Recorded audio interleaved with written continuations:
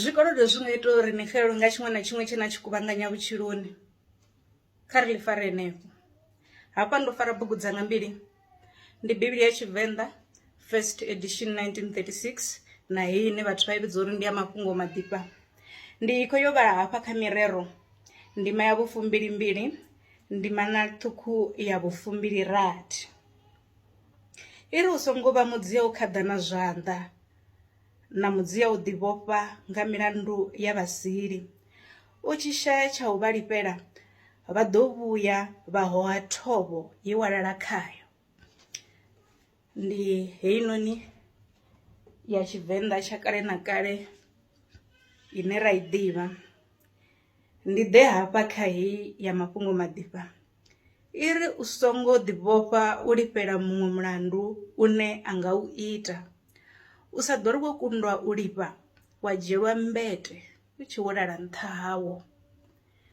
Kheḽo ḽi a fhungo ḽe ndavha ndi tshi khou ḽi amba uri zwikolodo zwi nga ita uri ni xelelwe nga tshiṅwe na tshiṅwe. Ri khou vhala mini hafha kha heyi mirero 22, ndima ya vhu-26. I khou ri vhudza nga ha muthu ene ri nga mu fanyisa na vhathu vhene ano maḓuvha wa wana nṋe ndo rali ndi tshi nga funa khonani yanga nga nḓila i si ya vhuḓi.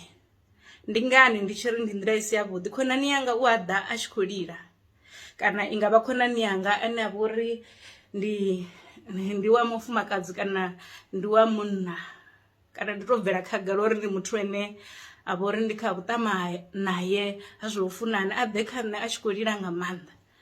Nṋe ndi pfesesa uri nṋe ndi a pfela vhuṱungu. Ndi ye ndi sedze ndi wane uri a thina tshelede ine a khou i ṱoḓa uri a bve kha heyo thaidzo ine a ri u khayo. Blanda yo thoma no fhedzisela ndi musi arali nṋe ndi tshi nga ri ndi tshi khou ṱoḓa u mu thusa kha thaidzo ine a vha khayo, ha vha nṋe ndo no bva nda ya nda mu kolodela, nda ḓa nda mufha, nda ḓi dzhenisa kha milandu ine ndo vha ndi si nayo. Ndi yone blanda heyo ine ya nga sia na nṋe ndi tshi dzhielwa tshiṅwe na tshiṅwe tshine nda vha natsho, ngauri zwi khou itea nga maanḓa.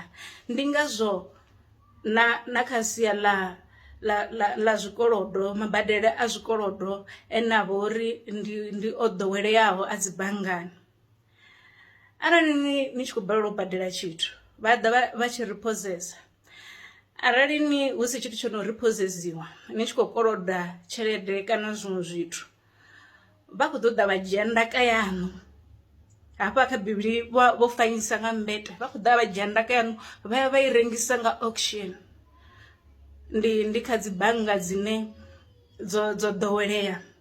Hu itea mini kha vhathu vhane a si dzi bannga?